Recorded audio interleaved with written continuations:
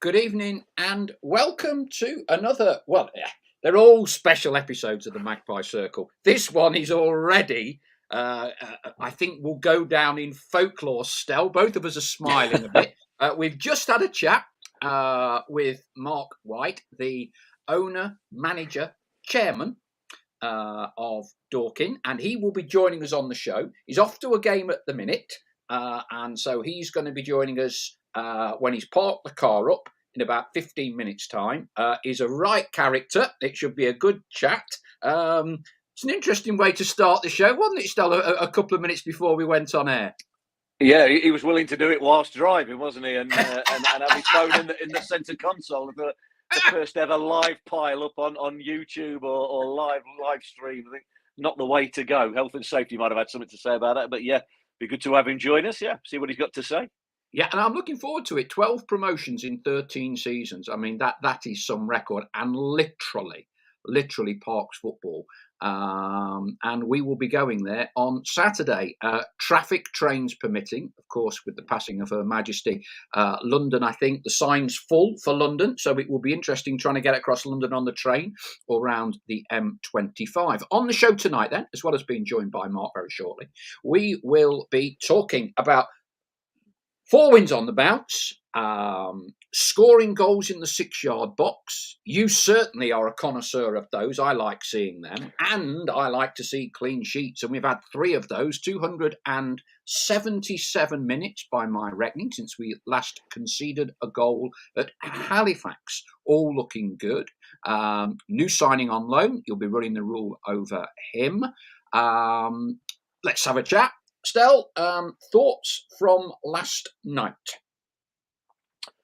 Well, again, sort of the momentum continues, doesn't it? The bandwagon rolls on. That's been picking up momentum probably since that Halifax game, really, or the last half hour. You could go back to the Chesterfield game, the comeback there. I mean, let's not forget, that's what, 4 or 5 games ago, 4.5 games ago, where they were booed off at halftime at home, so we always know football changes quickly. We know there's a lot of short-termism in football. So again, when we were sort of talking about not getting too low with the early games, Gateshead, which wasn't particularly great either away. Let's not get too carried away now. But this is 4 games on the spin, 4 wins on the spin, 1 goal conceded, 12 goals scored, and slightly different because they didn't hit the ground running from the start last night. Credit to Aldershot, really had a decent game plan and looked to hit Notts on the counter-attack and cause them problems, and they could well have taken the lead. But they didn't. They hit the post. Notts weathered a little bit of a storm. Didn't really get their A game going, but gradually grew into the game. But second half was, back to the 90 minutes we had against sort of Solihull and the 90 minutes against Dagenham, where we were in complete control. And I think that's an ability that Notts have got. They're getting that little bit of momentum going. It's like a snowball gathering pace down a hill. It's picking up momentum, and they've certainly got that in them to demolish and sort of outrun, outwork, and outplay the opponents. It was quality all round, wasn't it? And we'll dissect that a little bit more. Plenty of us on the message boards already. Jurgen Halligan, great second half performance. Steph Milek, evening. Hoping to make the short trip from Worthing to Dorking, says Steph Milek, on Saturday, but not sure I'll get the physical ticket in time, as cannot collect the ground and no e-tickets available. We'll have a word with Mark in a minute, and in addition to picking the team, funding the club, we'll see whether he can sort it out for you, Steph, because if he can't, nobody can. Chris Jordan, good one. Have not still got the ball. Paul Hawksworth, Jim O'Brien was MOM for me. I've not seen him play better. Hello, everyone, as happy Magpies, says Karen Knight. Evening all from Paul Huskerson. Dale Pikett, sorry, Paul can't make Saturday, still in Cancun. Hope the weather is all right. Rich Hawksworth, evening all. Chris Gosling, Matty Palmer was unreal last night, but it was a proper team performance. Feeling very happy with our direction of travel at the moment. Dale Pikett, afternoon here to you all. Jurgen Halligan, here we go. You'll be in that Bentley or whatever you're travelling these days, Stell. I will be on the train, LNER, from Grantham. Jurgen, I'm off to Dorking on my Harley. That's the way to go, isn't it? Oh, On the lovely. Harley Davidson, eh? Very good, yeah. Rich Hawksworth, great quote from Charlie last night. He said it was the most effective football he has seen Notts play since he took over from Colin. A big call. I tend to agree with him based on the last 4 games.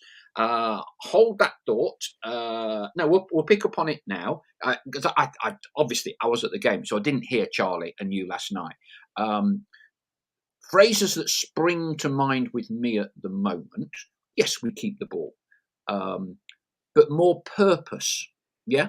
Not necessarily direct, but more purpose. And the other big thing you and I talk about a lot, how many goals are we scoring in the 6-yard box now compared to last season? We have fellow Notts fans that produce reams and reams and reams and reams and reams of statistics, progressive incursions, all of that sort of thing. I don't need the stats, but I would actually be interested. I wonder how many goals we've scored inside the 6-yard box so far this season compared to last. But they're what it's all about, isn't it? And yes, often a 6-yard goal looks easy still, don't it? But as Gary Lineker would tell me and would tell all of us, it's all about being there in the first place, in there to make it look easy. Yeah, absolutely. I mean, I talk about it all the time. That's where you get your volume of goals. For those that play golf, there's a saying, isn't there? Drive for show, putt for dough.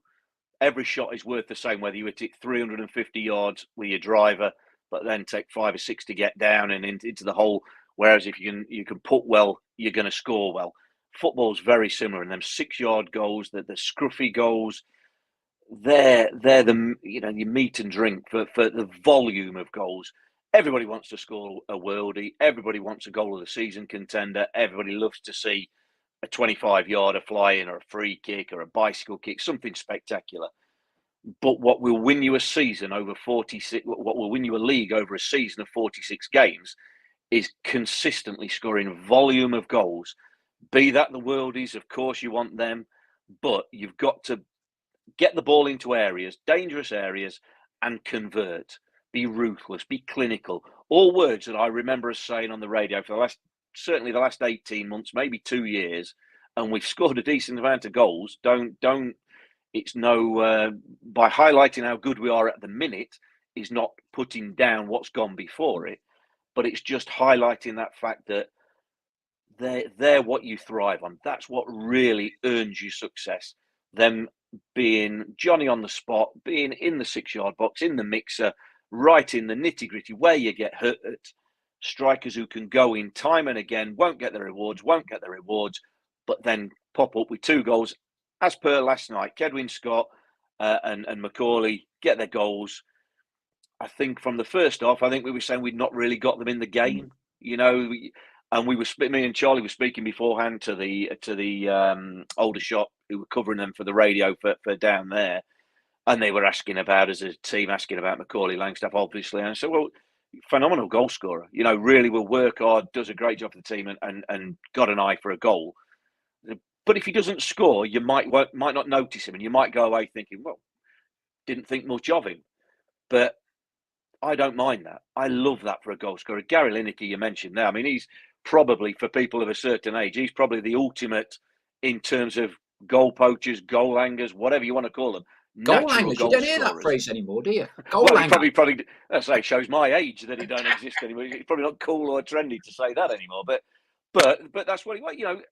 Gary Lineker wouldn't contribute pretty much anything in a game other than goals and that goal threat. And don't underestimate that. It's that goal threat that even if you don't score goals, you occupy defenders. Gary Lineker, Macaulay Langstaff, and we're putting them in the same breath, which is, a bit of a stretch, but, but it's goal scorers at different levels. They occupy defenders. They give defenders and opposition teams jobs and thinking to do. And right, we've got to make sure we nullify that. And that can create space for people around it, teammates. And I think Macaulay Langstaff's got that. And of course, he grabs the headlines. But Kedwin Scott, let's not forget, he's at 3 and 4 now for him, 4 starts. So it looks like he's of a similar ilk, and he looks like he's taken to the level as well. So, I mean, if you've got 2 potential goal scorers, then you're obviously going to be twice as potent and double trouble for the opposition to worry about. Jurgen Halligan, I thought Aldershot played well first half last night. Jurgen adds Effion causes a few problems. He did down that left side. I think they loaded it down their left side, didn't they? And got a bit of change first half. Got a bit of change. Little bit of luck with the posts, but that's what they're there for. It's not on target still, is it? If it hits the post, it's not a shot on target. Apparently not. No, apparently the stats say that's not on target, which I always feel is harsh. But yeah, never mind. Strikers Union style. If the shot is on target and no one touches it and the goalkeeper don't save it, it can't be on target, can it? It's exactly. Not gone in. But I've been campaigning for 30 plus years, Paul, that the UEFA need to make the goals bigger. So it's not going to happen now. Oh dear. Paul Huskisson's going with his lad. Jurgen adds again, defended well. Slocum a couple of smart saves. Chris B is treating his good lady to a proper wedding anniversary. There you go. I don't know when Mark's coming on to join us in a bit. Chris says, I'm treating my wife to a trip to Dorking to celebrate our wedding anniversary. She's not. Who says romance is dead? Well, when Mark comes on, we're going to ask him. Hey, he might get you. He might buy you a pint or a bottle of bubbly or something. Chris, how many years is that? How many years is that? And does the good lady know, or have you told her it's a special surprise that you're going down south? And do you think she's going to be put up in a lovely hotel, bottom of Pall Mall or something? And you're explaining it's Dorking. Yeah, good luck with that one. James Moore, evening all. What else have we got here? Shane Walker as well. James Moore, who's going to blink first? Not so Chesterfield. Us and Spyrights undefeated. Little old Wrexham are always under pressure. They've got a sequel to earn. A bit of banter with Wrexham there. Gary Wardle, who's always the voice of caution. Let's call it caution, shall we say. Wrexham are still above us.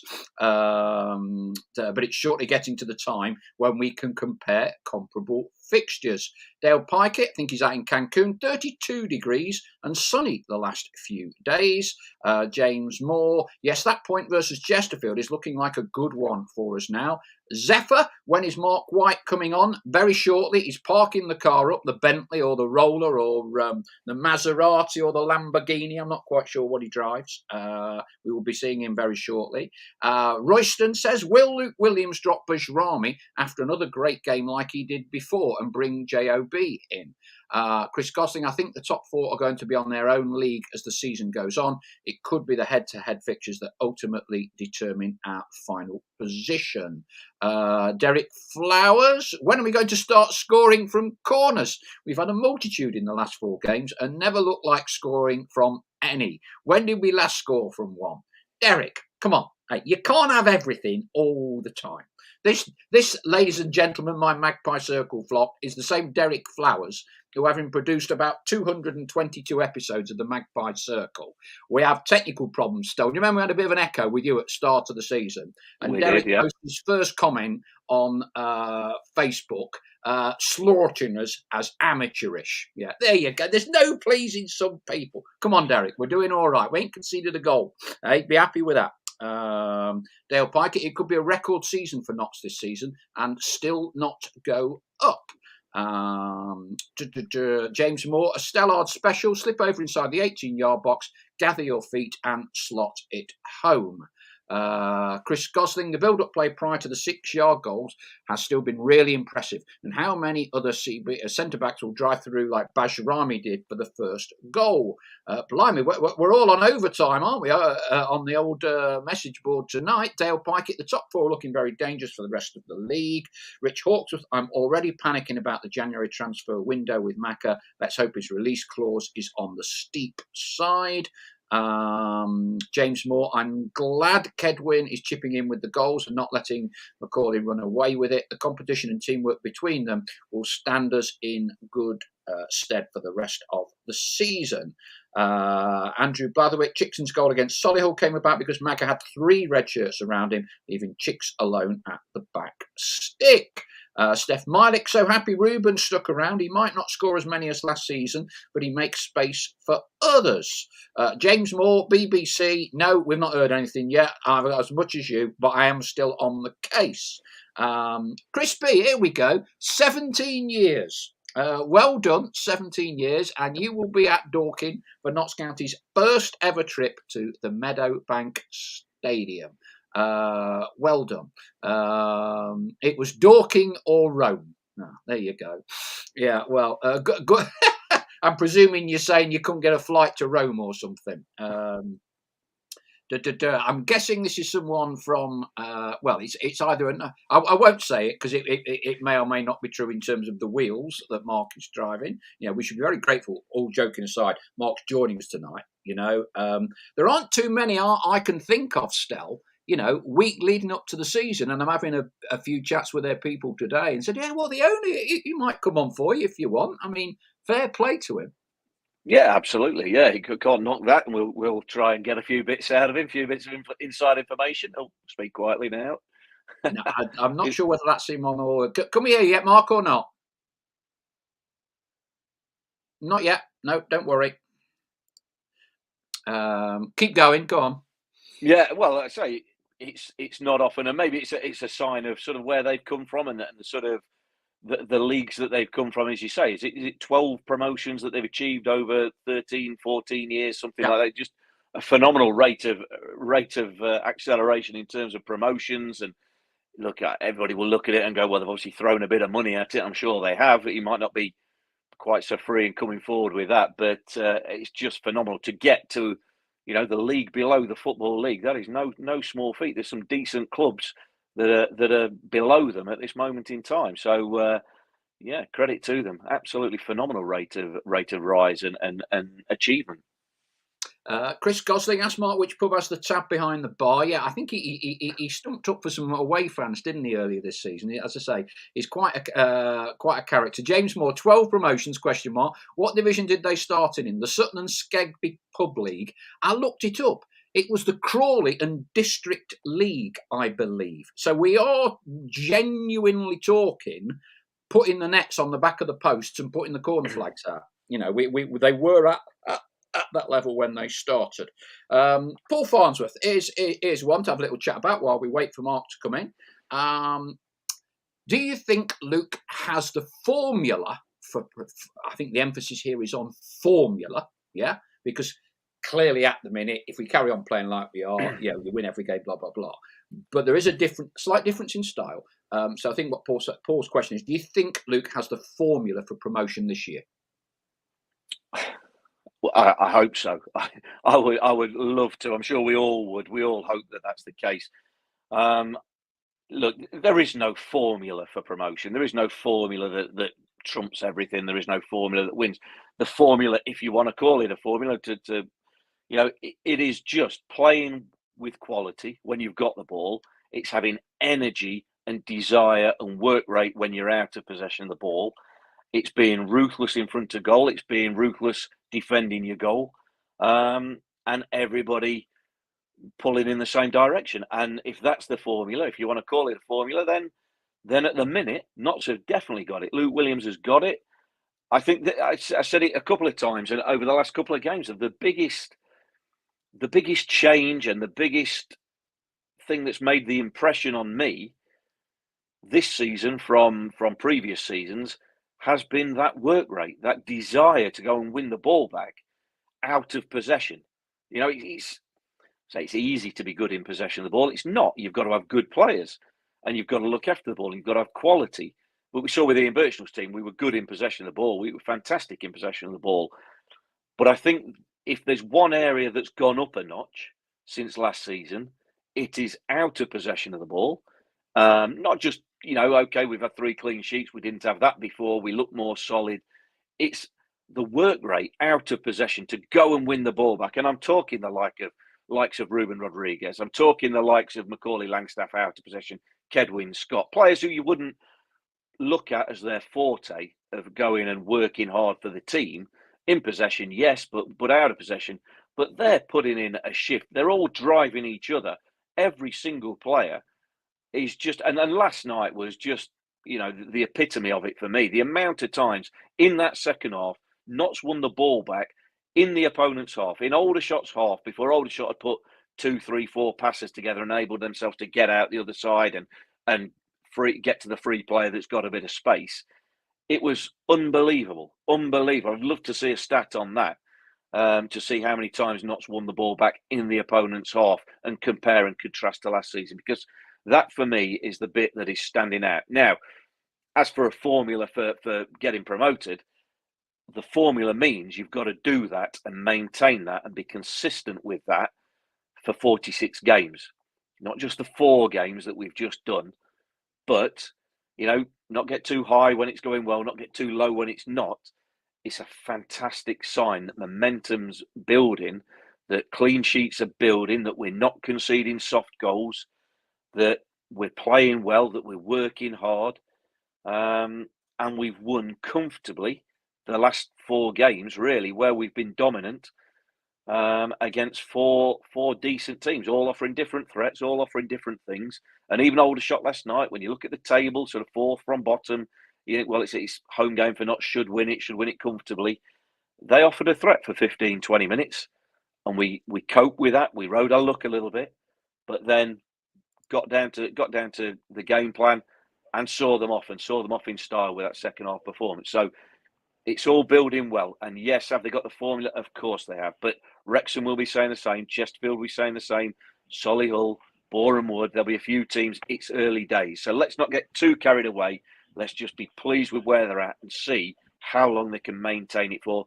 And like the guy said, was it Derek who said, I'd love to see them look more threatening from corners as well. I think they can do.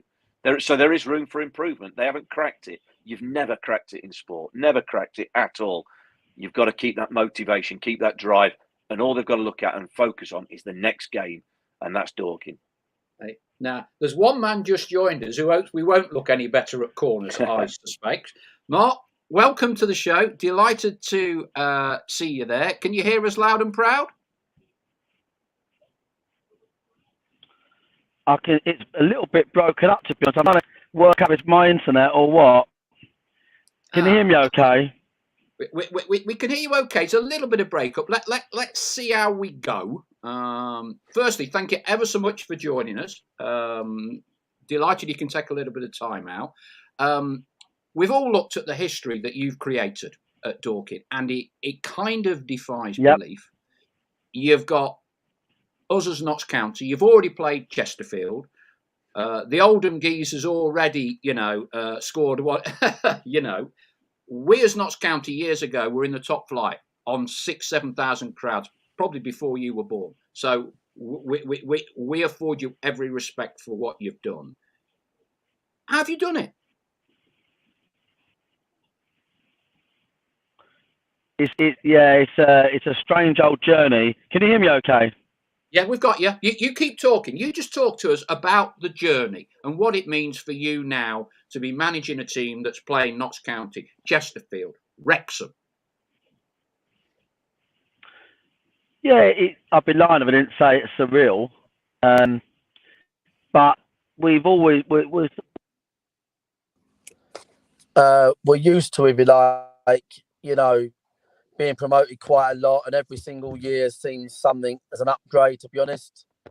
We're always sort of looking ahead, to be quite frank. We've had, like you said, 12 promotions in 22 years, and we're always looking forward, to be honest. We've got to obviously stabilise this year a little bit, but genuinely, within a few years, we'll be looking to go through this league as well.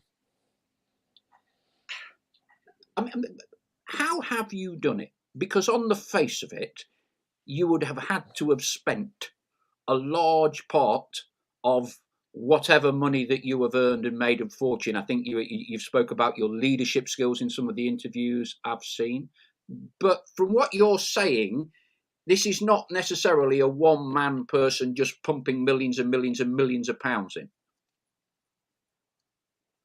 I've got no millions. I've nothing like it. We've just it's a very hard, because when you talk about it, it's hard for people to, you almost feel like you're wasting the time sometimes because people wouldn't really get it. But we genuinely were just a bunch of mates that were just a pub team. And we've done everything ourselves. We've built grounds, we've dug trenches, we've had local volunteers, local businesses that have sponsored us. And we've just extrapolated that. There's no like benefactor. That's not the case. We've just been really good at what we've done off the field and on the field. And it seems too good to be true. But it is true. And there's a lot you can find on the internet about it. And we're really proud of the fact we've done it organically. And it's because of that we're massive football fans. We're big football supporters. I love going to Oldham and seeing what it meant to their club to get a new owner. I really resonate with what it must feel like to be a Notts County fan and be playing outside of where you rightfully should be. I kind of get all of that. I've got the Wrexham fans. So yeah, no, honestly, like we're a very organic story, and we wouldn't have it any other way, to be honest. How has the dynamic worked for you personally in terms of owning the club? I know you praise a lot of the teams you've delegated, but as leader, how difficult or is it something you really enjoy, being a manager, having come up all the way through these divisions and dealing with players that perhaps played at a higher standard, etc., and you kind of still on a day-to-day basis calling the shots on the pitch? Yeah, you can hear me okay, can't you? Yeah, I've got you fine. To be honest, we found it easier the higher we've gone, to be quite frank. We've had more promotions, pound for pound in the last sort of 3 divisions. We've gone through the last sort of 3 divisions within 2 years. We got stuck, if I'm honest, a lot further down. We had a few years when we spent 4 years in one division. We thought it was the end of the world. But I've got a massive team around me, and they're really talented. We've got a team of about 8 scouts that work exclusively for the club. We've got about 12 on the management team. We're not full time, but we do have a full time first team coach, full time strength and conditioning coach. So we're not silly. But we're just not. We've gone so quick. We haven't gone full time yet. That's the next stage, I believe you started out as a Wimbledon fan, yeah? So that there must have been some ups and downs. And what kind of led you to, if you like, stopping going watching Wimbledon week in and week out and going at a relatively low grassroots football level, i.e. the birth, if you like, of Dorking in 1999?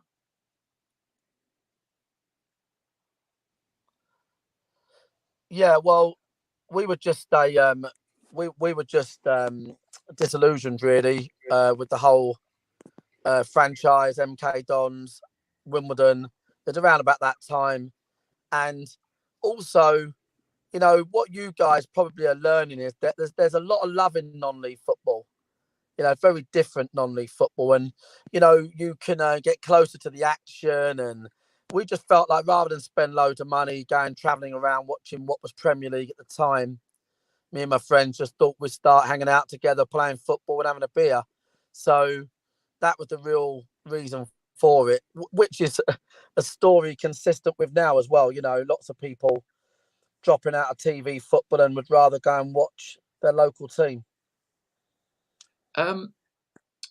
What can Notts County fans expect? And there'll be about 800 to 900, I think, on Saturday coming down. It's obviously it's not the first time we've played you, because you came up, didn't you? You helped us out to play in, was it during COVID when Neil Ardley was the manager? You came up, and I think Neil Ardley said to me, we couldn't believe it. The first 30 minutes, you kind of ran our lot off the park, and you were 2 or 3 up or something like that behind closed doors.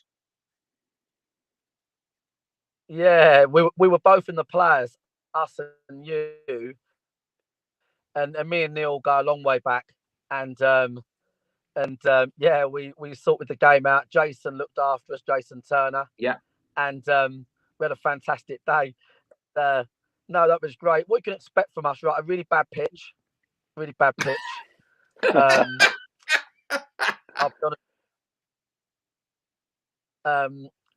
A brilliant town where all the bars and restaurants and everything are a stone's throw. So it's a great little setting, you know, loads of beers and then just stagger down the road to the game.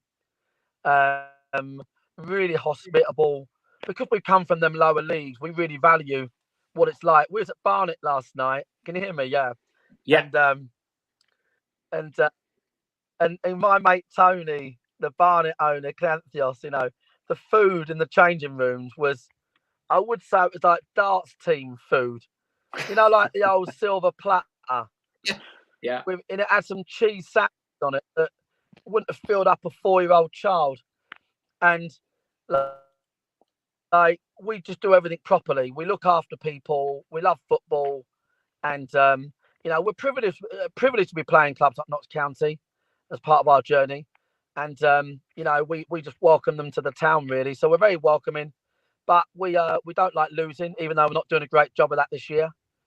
And you know, we're always out to win. We're not a team to write off. That's what I will say. We're not a team to write off. Yeah, and I think that you mentioned it earlier. It is very difficult for a fan base and a club like Notts, who have never not been in the Football League, to find themselves in the National League. And it can be difficult because we used to be the small club out punching our weight against the bigger clubs in the top 2 divisions of English football. Now, if you like, the boot is on the other foot. So you will not get Notts fans disrespecting what you've done, because in a funny way, many years ago, we were kind of trying to confound the odds. And I know with it being our first game at Dorking, there will be a big turnout of our supporters. And I hope you can still hear me. I'll keep talking. I'm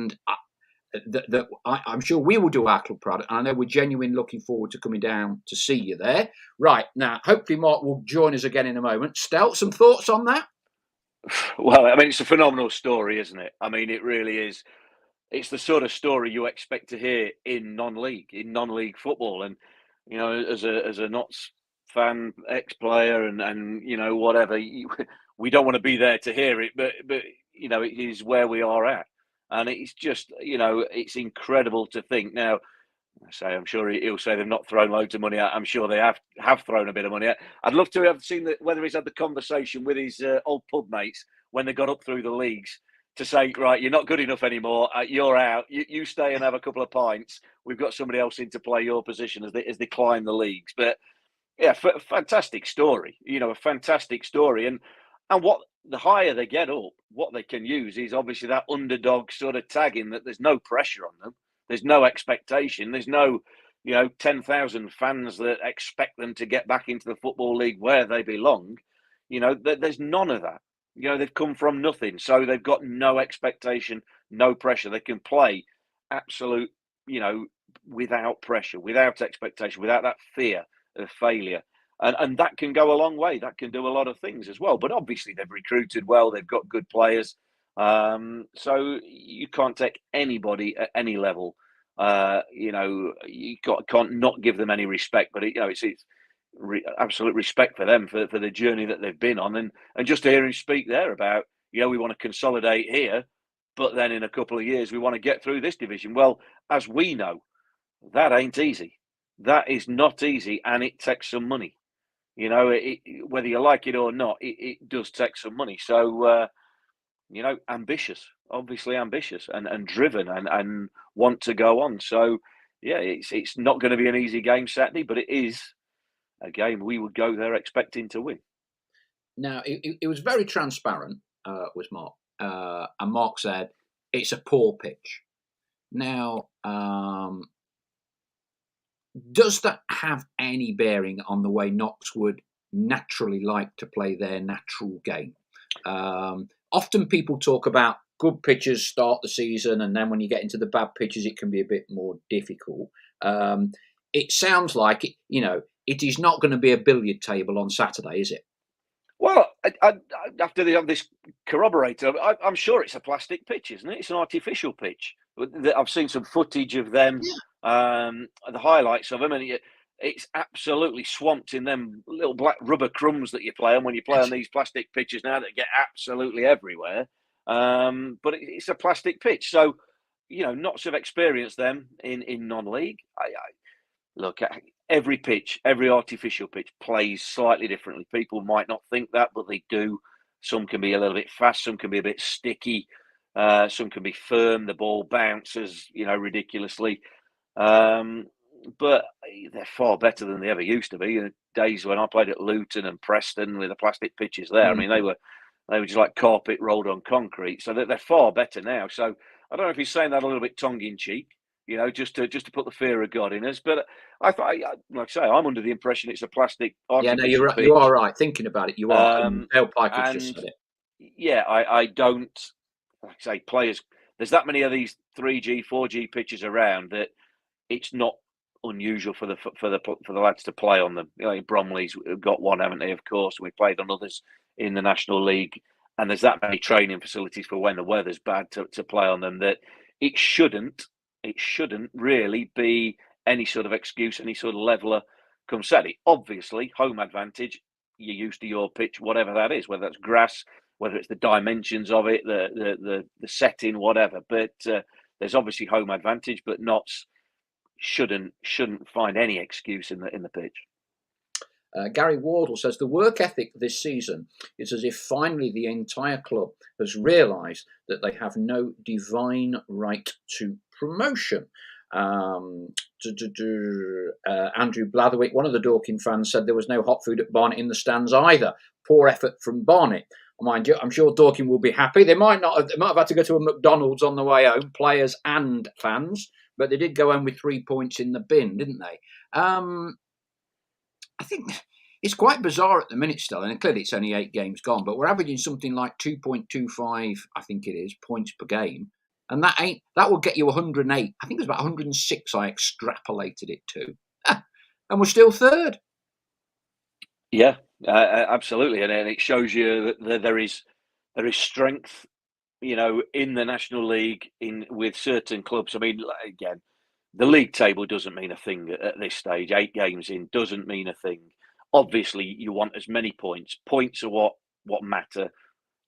Winning games, just looking at that next game. But what I think you can tell from looking at the league table is, I think this year, we're talking about with Charlie, and a little bit with Dave Bracegirdle when he's done the games, and saying, for me, that I don't think there's the strength in the National League this season that there has been previously.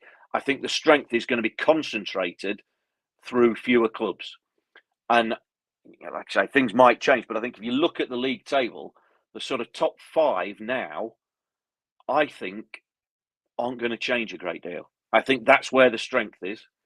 And I think they will go from strength to strength and, jostle for position, of course, and hopefully not finish top of the tree. But I think, I think a few clubs that have gone out of this division have obviously gone, who have been strong, have had good players, good budgets over the last 2 or 3 years, but have had good squads, good groups. And what's come down out the Football League has been clubs that are, say, struggling or on their knees, but not in a great place, not in a position to immediately kick on. Now, I know Grimsby last year were the outlier to that because they came good and won the playoffs, as we know, in the first season. And it's not to say that any of the teams, lower than 5th at the minute won't come good. They obviously can. There's a long way to go. But I said it at the start of the season, I still say it now, and nothing to change. But anybody who finishes above Wrexham after 46 games, I think will go up. And if that's not, so I certainly hope to God it is. But that's sort of the barometer we've got. I think Chesterfield will be strong, Solihull, Boreham Wood, again, sort of the usual sort of suspects, really. But I think there's maybe a fewer teams that aren't maybe aiming that high. Not realistically. They'll hope to have a run. They'll hope to come good. They'll hope to make the playoffs. But I think in terms of teams that really realistically looking at that automatic place, I don't think there's as many as maybe there was last season or the season before.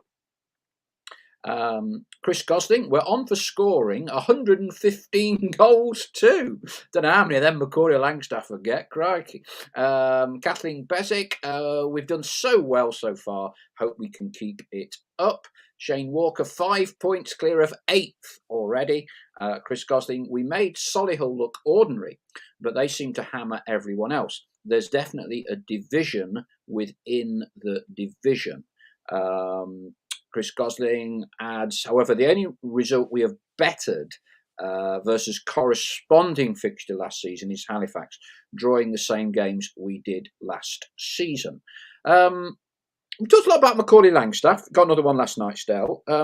Kedwin Scott, 3 in, was it 4 starts you were saying? I think, 3 and 4 starts. He started the Halifax game, didn't he? I think it was his first start. Playing as clearly with a good combination with Macaulay. Running the rule over him. What are your thoughts on him from what you've seen Strikers Union? Well, again, goal scorer. He's got that instinct. I think it's 3 goals. If you aggregate the total distance from goal, it comes to about 6 yards out, which is fantastic. I don't say that as a criticism at all. I say that as a positive, because it's that goal scorer's instinct to go in places expecting tap-ins, expecting balls delivered to it. And again, we talk about goal scorer's instinct, and I can maybe say a little bit about that because it's my sort of area, but you also have to give credit to the rest of the team for getting the ball in them areas and getting it there frequently enough that you go in there, you might make 10 runs. It's the old adage, you make 10 sort of runs, you loiter, or you find your bit of space in the 6-yard box or the penalty area 10 times, the ball might come to you once. And then it's what can you do when the ball does come to you? Do you blaze it over, or have you got the composure to finish it off? And you've got to keep doing it. Repetition. You can't get put off. You can't lose faith. You can't lose belief in why you go into them positions and why you go into them places. But I do come back to it. It is an innate ability that the goal scorers that score 20, 25, 30 goals in a season have got that ability. They're not all worldies. Matt Letizier's probably got the best highlight reel of goals from a career ever. He could have his own goal of a lifetime competition with himself 10 times over. But I don't know what the most goals he scored in a season was in terms of volume. He wasn't he wasn't a scorer of bad goals. He scored worldies. Yet Alan Shearer scored a few worldies, quite a few worldies. He scored loads of goals, but he got his tap-ins and his bread and butter goals. And Gary Lineker hardly scored any worldies, but got his fair share of goals, bread and butter goals. And that's what it is. It's a skill. And for people who want to compare this year to Macaulay Langstaff's coming, he's better than Kyle Wootton because X, Y, and Z. He's different to Kyle Wootton. Not better, not worse, different. Even though they play the same sort of position, they do different jobs. And I try not to be one that compares apples with oranges, or he's great, so that must make it mean he's rubbish. It's not like that. Kyle Wootton was great for Notts, and the job that he did is totally different to the job that Macaulay Langstaff's doing, that Kedwin Scott's going to do. Kedwin Scott isn't Kyle Wootton. He isn't a replacement for him. But what I've seen of Kedwin Scott, I think he's a brilliant foil for Macaulay Langstaff, and I think we're seeing the benefit of 2 players that know each other's game and have played together before. I think that's worth a fair bit. And as if you remember last time we were on here, I was talking about strengthening, bringing players in while you're strong, because I want players to come in and train, coach, discover the Luke Williams way, discover what's wanted of them before they're needed in the first team. Well, I think with Kedwin Scott and Macaulay Langstaff, you've got an inbuilt sort of acknowledgement of each other's game and a recognition of each other's game and each other's forte and their pros and cons and what they like. And that's come ready-made as a package with the 2 of them. And I think that saves you a few weeks and possibly 8, 9, 10 games of playing together to get and build up that understanding. So, clever in terms of recruitment from that respect of buying 2 strikers. Because I can't remember the last time that happened. I can't remember, and not just at Notts, anywhere where 2 strikers have gone from a club to another club as a pair, pretty much. And it seems to be paying off. But again, we're still early stage of the season, but the early signs are fantastic. And I think them two lads, again, not being perfect. They'll say they could improve. They'll say that their all-round game, little bits that they could do more. But crikey me, we'd be tough taskmasters picking them apart at the start of the season that they've had. Yeah, it's interesting. Goal scorers, you can't achieve anything without them, can you? And on my shirt collection tonight, I've sort of stuck a few up there that have banged a few goals in. So if you're looking, Jason Lee got a lot of goals for us. I know because of the Forest connections, had one very, very good season with us. Danny Alsop, who would have been a teammate of yours, I think, got a lot of goals. Absolutely, yeah, back down in Australia. It's a rare shirt. Dwayne Darby, would you play with Dwayne? Yeah, I played with Dobbs. Yeah. Dobbs was here when I sort of first came. Yeah. The number 9 obviously takes care of himself, Mr. Hughes, and then you've just crept in on the end when you had number 25, Stell. Not 25. What year was that? 25. That was an Araya kit. Because I don't know whether you come back. It might have been. Was that the season I came, or that might have been the season I was going? They gave me squad number 25. Tell me what they want of me. Yeah. Yeah, that was about 2005, 2006. You came back for a second spell, didn't you? Yeah, that would be it when I came back on loan. Yeah, when Rico was manager. I saw Rico was at the game last night. He was doing the hospitality and that. So briefly shook his hand and said hello, but we were sort of on air, so I couldn't really have too much of a chat with him. But yeah, good to see Rico. Yeah, and the point you were making there, Stella, about comparisons, it's very difficult. Jurgen and sort of debating the point that you've made with Gary Wardle about different strengths. What's played as a lone man, and that's a hard job. That's a hard job to do. On the face of it at the minute, Macca's looking more of a finisher. But we're playing a slightly different way, and we're playing in the main now with 2 strikers, which makes a difference. In terms to the setup of way we play. So I think it's very difficult to compare them, particularly with different formations. James Moore say, dare I say, it's early days. The best partnership, Macca and Cadwin, since Gary Jones and Sean Farrell, 30 and 15 for the season. Off the top of my head, I wonder what Lee Hughes and Luke Rogers was that season, which Dale Pikett has just picked up on. Hughes and Rogers versus Macca and Scott. Macca and Scott when it comes to the hair stakes, absolutely. That's not difficult, is it? We're using Luke Rogers, great. Yeah, absolutely. Another player that I suspect we'll be seeing him getting more regular game time, but he's kind of been a bit in, a bit out. Bajrami. Where would you be playing him? Where do you think's his best position? Well, I think Charlie asked him that, didn't he, post-match? I didn't hear it. Apologies. Right. Go on. Oh, right. Well, yeah, and he said himself midfield. Said himself. But he was he spoke well. He quite happy to say, he'll do whatever for the team. Of course, but his preference is midfield. So but I look at last night. I thought Jim O'Brien was excellent in midfield. Matty Palmer was Matty Palmer, which is pretty much excellent most weeks.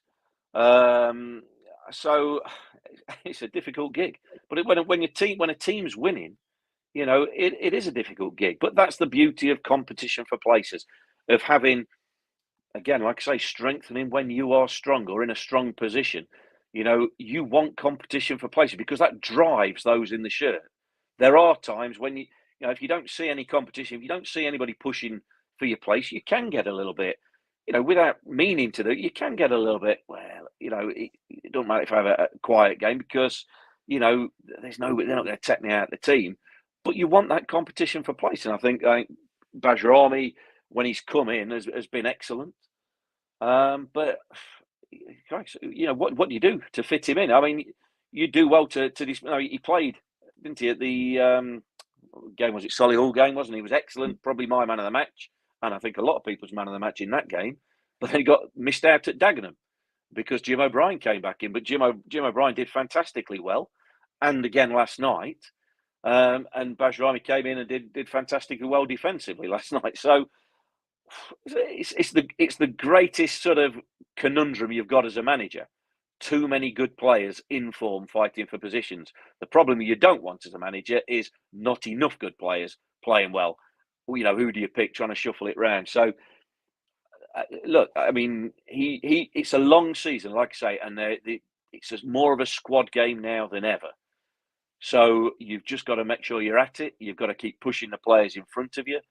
And you're never happy when you're not in the team, but you've got to make sure you're right when you do come into the team. And you think back, like I say, we're 8 games into the season, and think back to the start of the season, first couple of games, Ed Francis started in midfield. Yeah. I know Matty Palmer was injured, but Ed Francis started. And now all of a sudden, he looks like he's 4th choice for the middle of the park there, because it'll be Matty Palmer, Jim O'Brien, Bajrami, and Ed Francis looks like he's slightly behind them. Yet he was, first car off the lot, if you like, on at the opening games of the season. So, look, a lot can happen over a football season. Form goes up and down, but I think Bajrami has been really impressive when he's played, when he's been asked to do a job. He's done what's been asked of him, and he's done it really well. And it gives the manager, I won't say a headache, but it's a good headache. It's a good headache to have a number of good players to pick from, and he might opt for different options in different games. And who knows what he's going to think of down at Dorking on a plastic pitch. He might think differently. He might make a little change. Again, I don't think he's not one for changing, for no reason. But he did it at Dagenham, surprised us all, took Bajrami out, brought Jim O'Brien in, paid off 5-0. You cannot question that. You cannot question any decision making. And you've got to go, well, he sees him Monday to Friday. And as I say all the time, no manager ever picks a team that he doesn't think is the best way to win that game, the game that's ahead of him. So, it is a tough business, football. It is tough because everybody's opinion is different. But it's Luke Williams' opinion that matters. He's the man in the place that's there to be shot at. But I think he's got pretty much everything absolutely spot on so far.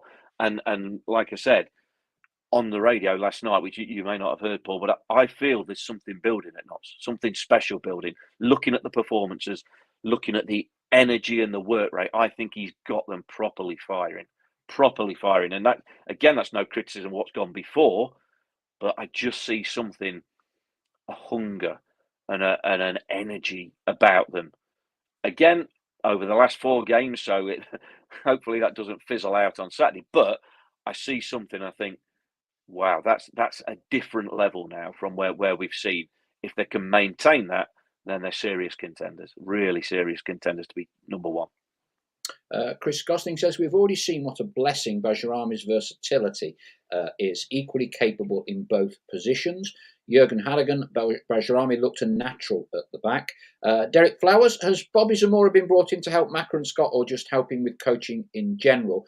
Bobby is one of Luke's oldest friends in football. I think they go back to days in Essex, East London somewhere. So I'm not sure if there's anything concrete as such, but their friendship, I know when we did the podcast with him, goes back a long way. You're smiling at something, Stel. I saw a photo now. Somebody showed me a photo the other day. Somebody unearthed it on, I don't know whether it's Twitter or Facebook or something. I think, were they in the same sort of, I think it's Bristol Rovers. Yeah, they both had hair. There's a picture of them. Oh, there's a picture of them. I mean, the team photo. I think Ian Holloway's the sort of coach, manager, whatever it was. And it is an absolute superb fashion icon of the 80s and 90s era. It is brilliant, and it's worth looking at. But I can't tell people where it is. But somebody had unearthed it, and somebody showed it me. And like, wow, yeah, Luke Williams with hair, but Bobby Zamora in the same. I assume it was like a youth team at the time or something like that. But it's an absolute perler of fashion from back in the day. James Moore says, when Stowe gets those vibes, that's about us, something brewing, it's time to get excited, with an emoji. Chris Gosling, I think the true test of this team will be to see how we recover from a setback. Absolutely. Minimise the bad runs, extend and lengthen the good runs, as Howard Wilkinson would always say. Just squaring away Bajrami. I'll tell you one thing that I'd not perhaps fully appreciated, Stel. Because I did like Bajrami at the back last night was because Aldershot had a bit of pace up front, and there was one in, I think it was the second half, where it looked like the Aldershot striker would get the drop on Bajrami in a straight race, and Bajrami kind of just hit the afterburners, shepherded him, got body between him and the ball, shepherded the ball back to the keeper. And I thought, I didn't realise he got that turn of pace. And he's clearly strong, isn't he? You know, he's not easy to knock off. Yeah. And I think that's a very interesting one. Clearly, the players mentioned about playing anchor midfield, but you know, we've thoughts on Castro in the middle in a minute. But we spoke last week about where we're looking to bring players in. Obviously, good. We've got Connell coming back in, but for me, I don't think possibly another defensive addition would go amiss. However, if you're classing Bajrami to be able to play in a back three and you've got Rawlinson, then if players are out, it's not necessarily significantly weakening what you've got in terms of your defensive options. Yeah, I agree. And like I say, we go back to the last time I was on with you, Paul, and I think we mentioned sort of in passing, you know, what happens if like the likes of Richard Brindley get an injury? We got a replacement. Now it's good to see Connell back. You know, he's a good defender at this level. And again, you want numbers in, but you are going to get injuries. And sure enough, we hope, you know, Richard Brindley got an injury last night. We hope it's nothing too serious. But again, that's where you start looking at, right, what do we do now? What can Luke Williams do now? Does he have to play central? Is Aidan Baldwin out for too long? Is he back? Can Bajrami play on the right-hand side? Or can Baldwin do the right-hand side, play the Richard Brindley role if need be? Or is Connell going to play there and one of them other two play centrally? He knows them better than any of us. He knows, you know, what strings to the bows that they've got and how they fit into what he wants to do and what he wants from his defenders. So, good timing for Connell to come back and get some minutes last night. I thought that was pretty good, especially if Richard Brindley's going to be out for a game or two potentially. Aidan Baldwin, we don't know how long he's going to be out with. So there's two of the what have been the starting back three who may be missing for a game or two or three. We don't know. So you need ready-made replacements to come in. So you again. And we'll talk about Kevin Castro, but I just looking at the squad, it's a I say thin squad. It isn't, but it's not got the volume of numbers that we've had previously. Now that can be good and it can be bad. Obviously, it can be good in terms of you're not carrying players. You're not carrying players who are not really going to play unless there's a massive injury crisis or whatever. But also, if you do get one or two key injuries in key places, have you got the right sort of cover for it? Certainly hope so. But I don't think it's a bad thing just to have one or two additions. And I'm sure, I'm certain the club are looking. You know, Castro's come in, and I'm sure they're constantly on the lookout for players. Again, the right players who can come in and strengthen and add in places that they think we need to add to. It's ridiculously short, and you can't judge. And he gets 15, 20 minutes last night.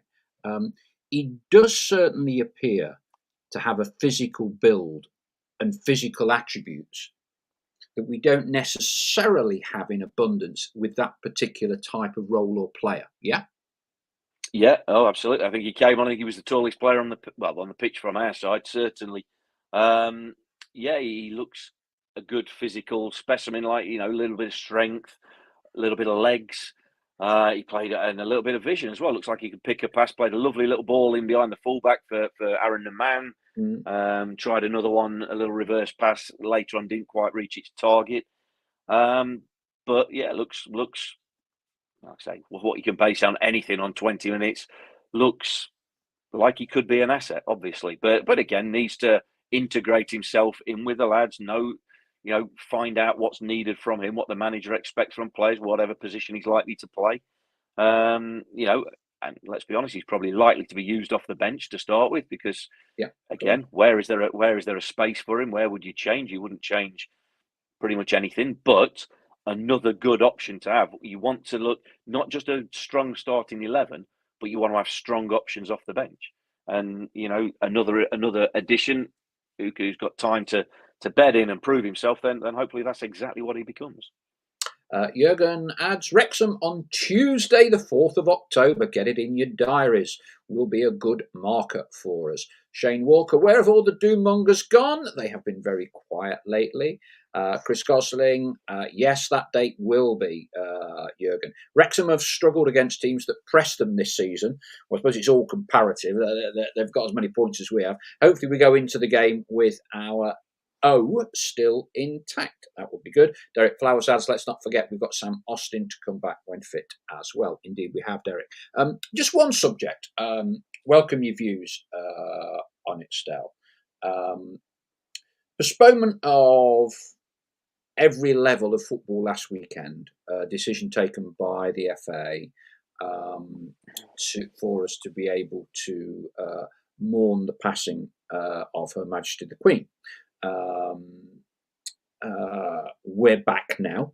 We were back on Tuesday. We'll be playing this weekend. There may be a very small number of Premier League games not taking place because of policing. What was your take on that in terms of having a full cancellation of the entire footballing calendar at a time when it was left to sports individually to decide whether they wanted to fulfil fixtures or not? And please, Magpie Circle Flock, let's have some of your views while Stel is answering that, because it does seem to have sparked quite a lot of debate. Yeah, of course it is. And look, I'm one that will, if I think something's not been done right, made a bad decision, or the running of the ship or whatever is not good, I will say so. But I think this one was a really tough call. Whichever decision they'd have took, I wouldn't have complained about it. The one thing I would, look at it and go, why they cancelled grassroots football? That's a strange one. Stopping kids from playing. Don't really see what that. The professional football side, and to be absolutely honest, and they were first to come out. I know cricket carried on, rugby carried on, ice hockey carried on, but football were first to make the decision. Now, obviously, there's a fair bit more policing and all that sort of thing has to go into football up and down the country. But I think if we lay our cards on the table, absolutely, up and down the country at 92 league clubs, I know there's 46 games and the non-league games and that, could they absolutely guarantee that the minute silence and everything was going to be observed impeccably, and not be a bit of a, oh, look, football's let itself down a little bit because so-and-so or a little group, a minority at a certain place didn't observe the minute silence properly or, whatever.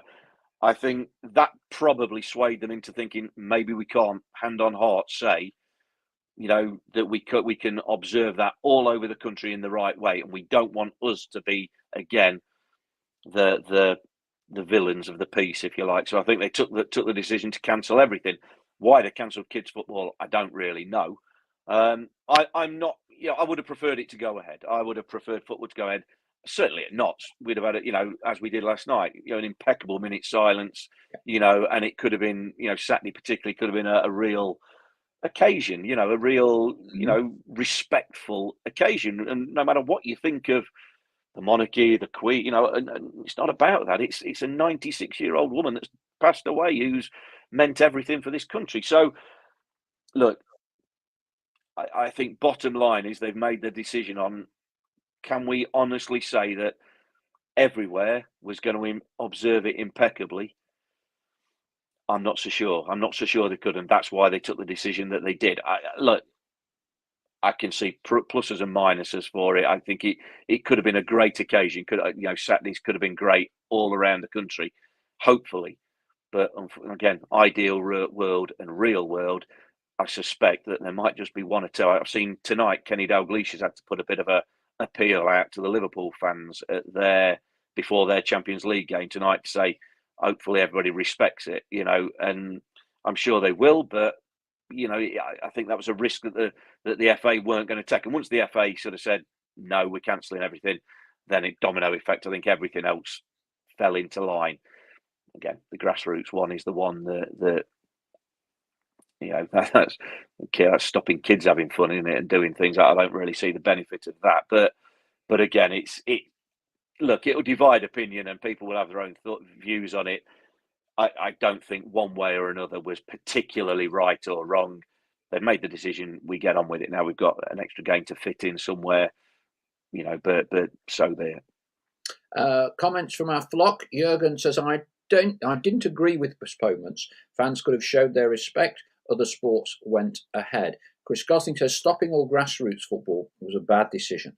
Also, a lot of non-league clubs lost a lot of revenue that weekend.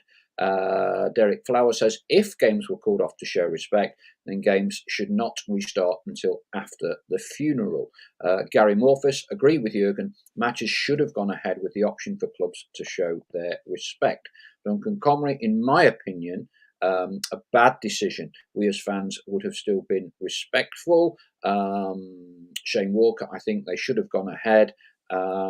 James Moore adds, I'd have liked to see everyone have black armbands, a minute's silence followed by God Save the King as a fitting handover from our Queen to Charles.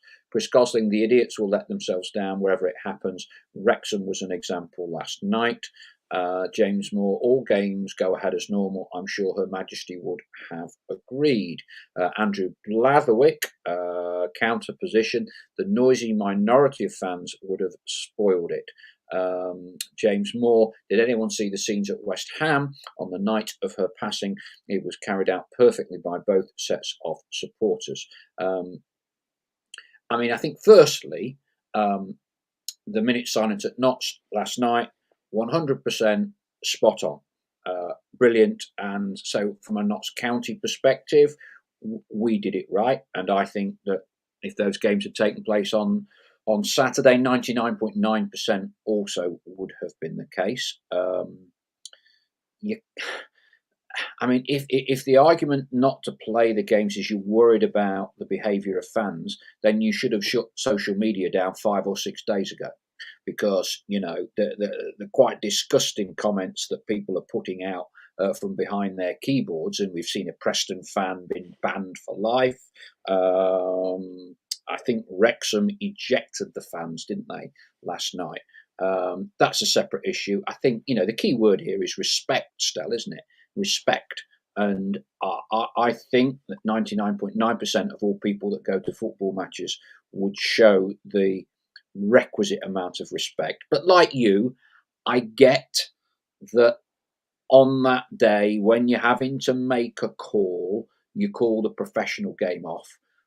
There are very few people I've seen anywhere, you drew the line of distinction as well, very few people I've seen anywhere that support the scrapping of Sunday morning matches, kids matches. I know my lad, Team Mapley in the Not Sunday League, all their matches were off.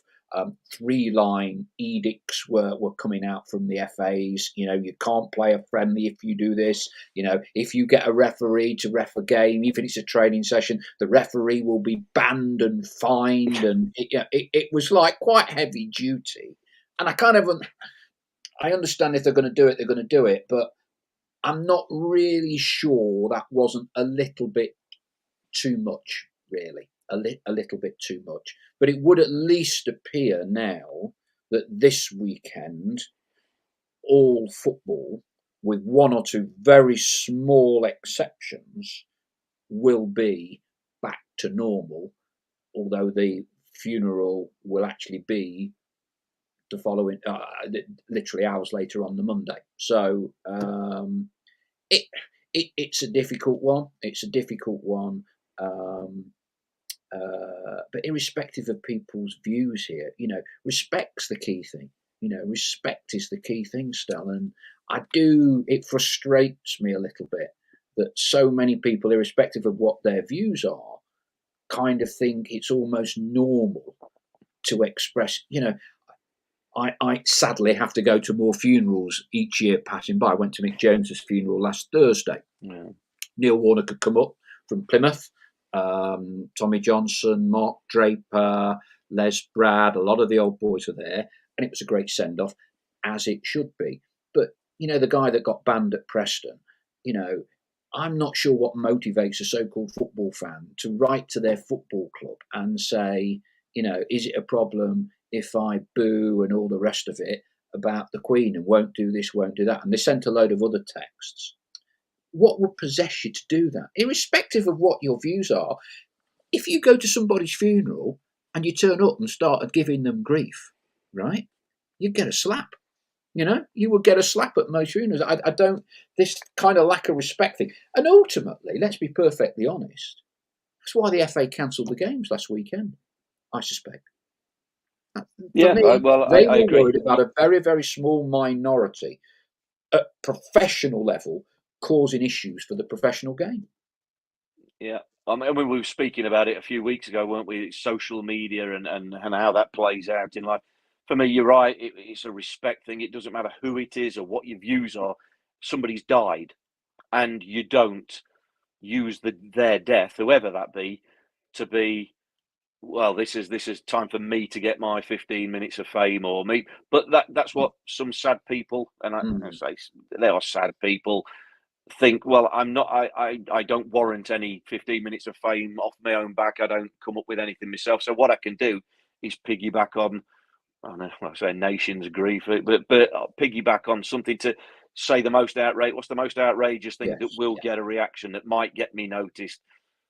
It's sad. It's unfortunate. It's, it's what people do. Well, sad little people with not a lot better to do on their time and not better to do in their lives find some sort of thrill out of it. It's trying to drag everybody down to their level, but it's the way the world is. Again, a real world, ideal world, two different things. But look, going back to the FA's decision, I can't be a hypocrite. I always say I like strong leadership, definite decisions, letting everybody know where they stand. They made a decision. They made a call. Whether you agree with it, you won't agree with it. You'll never please all the people all the time. Yes. But they made a decision, and that was before cricket and golf and all the others made their decisions. Fair enough. Fair enough. If that's how they see fit, then fair enough. I'm not going to complain too much about it. But look, I'm sure the weight is looking that next Monday, quite literally, the nation will come to a standstill. With everything looking like it's going to be shut down just about, which I think it's the right thing. But, let's end on a positive. It's four wins on the bounce. You've spoken about something special brewing. Yeah. And I guess over the course of a season, the fairy tale that is Dorking on their synthetic surface is another, if you like, hurdle that Notts need to overcome. Yeah, of course it is. Yeah, and like I say, I can talk in platitudes and just cliches of something special is brewing, because I do feel it is. I don't like to make snap judgments on one or two games, but I think over the last 4 games and since the start of the season, there's been an improvement. That, do you know what? He's got them right at it. That phrase, they're at it. They're absolutely at it. They are working their socks off. They're playing with quality with the ball. They're working their what's-its off out of possession of the ball, and that's all the way through the team. There's a cohesiveness about them. There looks like there's a fluidity in how they play, and they have had sticky patches as well. Again, Gateshead away, Chesterfield the first half, particularly against them. So it's not all been, everything's going great and we're steamrolling everybody and we don't really have to work at it. When you have little spells like that where you can't do anything wrong, but they've had to weather a little bit of a storm, and they've come back and they've not been beat. They've got the joint best defensive record so far in the season. Yeah. Again, still early days, only conceded 6, and they're scoring goals. They've got the league's leading scorer so far. What's not to like? What is not to like about it? So, yeah, I can see something brewing. And do you know what? I'd love the gates to increase. I know the times are tough. We're going into a winter where everything's going to, cost an absolute arm and a leg just to heat your house and eat food and all that sort of thing. But I just think, do you know what? This could be special, that you want to see Meadow Lane rocking. you want to see it absolutely buzzing, because they're potentially going to be rewarded with as good a football as we've seen for a long while. And we've seen some decent football. But I just think, there's a real chance this season to get out of this division. Going to be tough, long way to go. But I just think, Meadow Lane, that absolute fortress, get it rocking, and give the players that. And I always say, you've got to give fans something to get off their seats and cheer and support. But they absolutely are. And last night, 95% of the Notts fans stayed behind in the Pavey stand and in the Cop, stayed behind after the final whistle, on their feet, applauding the players as they sort of did a little mini, go and give them a clap and whatever. And you think, that is real appreciation of, they're giving it everything. They are giving it everything. There's no mention at the minute of overpaid footballers, underworked, lazy so-and-sos, whatever. They're getting 100% out of them players who look like they're playing for the shirt, for the badge, for the fans, for the manager. And that is a good place to be. When people support a football club, that is everything you dream of, everything you ask for. And they're getting it with some quality and with some goals as well. And long may it continue. But from a player's perspective, next game, that's all you can focus on. Next game, do it again. Go and do it again. That's it. That's all they've got to think about.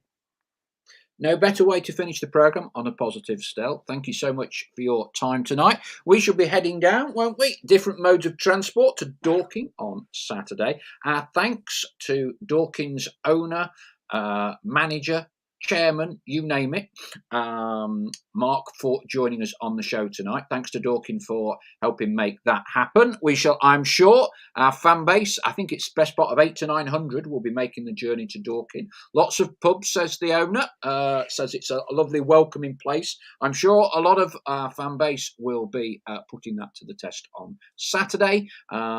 We will be back next Monday doing our taping Kedwin Scott one-on-one interview tomorrow. And that will be broadcast middle of next week. So any questions you want us to ask Kedwin, or any thoughts you've got on Kedwin, fire them in on our various social media channels, and we'll be asking him those tomorrow. Stel, thank you very much indeed. Will you be going with Charlie, by the way, on Saturday? Or no, it's Dave. Dave again. Back to Dave. Charlie's picking and choosing his games, I think, this season. We'll be going down Friday as well, because, like I say, we expect the whole nation to be en route to London. We can't risk going down Saturday, so we've just confirmed today. I think we're going down Friday. Going to stay over down there. What game of golf Friday afternoon? Is it Saturday morning or not? No, none of that. No, we're going down later on, but chance will be a fine thing. No, I've got a bit of work to do in the morning, but we'll be going down later on Friday. Yeah, I was going to ask Mark about the media facilities. I suspect they won't be too palatial for you, Stel. You'll have to rough it. Well, he said there's a warm welcome, so that's it. And if not, the fans will see me in the local pub. So, that'll be it. Very good indeed. Thank you, everyone. Loads of messages tonight, so I couldn't quite read all of them out, but tried to get as many as I could. I will see you, for those of you travelling down to Dorking, and we'll be back next week on Monday, and also with our special one-on-one interview with Kedwin Scott. That's all for tonight. Thank you very much indeed. Catch up soon. Cheers for now. Bye-bye. Cheers.